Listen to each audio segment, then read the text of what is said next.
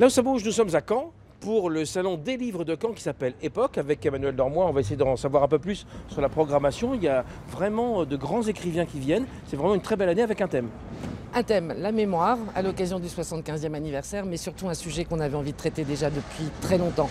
On retrouve des fidèles, mais surtout un auteur carte blanche, Mathias Sénard. Enchanté, bienvenue à Caen. Merci.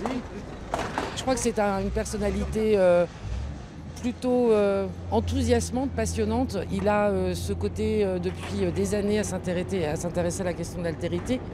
La rencontre entre l'Occident et l'Orient, cette rencontre des cultures. Voilà, il ne faut pas oublier qu'Époque s'appelle Mémoire d'ici, Mémoire d'ailleurs.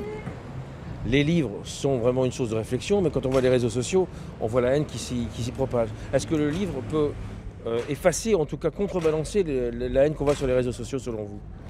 Le livre, c'est le temps de la réflexion lente et longue, et donc c'est l'opposé des réseaux sociaux. Et justement, on a besoin de plus en plus de livres aujourd'hui pour se donner le temps de la pensée.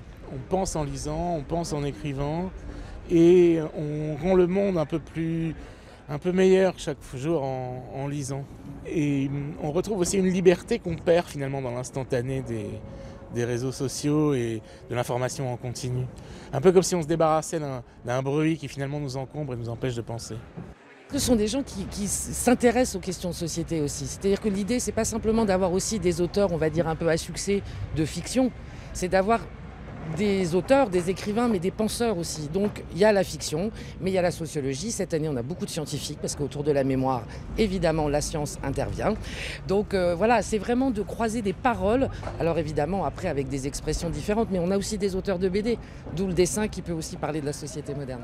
Oui, c'est ce que j'ai envie de vous dire aussi. Venez, c'est gratuit déjà, à Caen pendant tout le week-end, et les enfants peuvent venir, parce que c'est pas un salon réservé qu'aux adultes. Non, pas du tout. Au contraire, et puis faire venir les jeunes à la lecture, c'est tellement important. Donc on a le collège Pasteur, toujours intégralement envahi par les choses littéraires, les rencontres, la musique. Voilà, on essaie aussi de donner à entendre les mots autrement. Et de transmettre le goût de la lecture.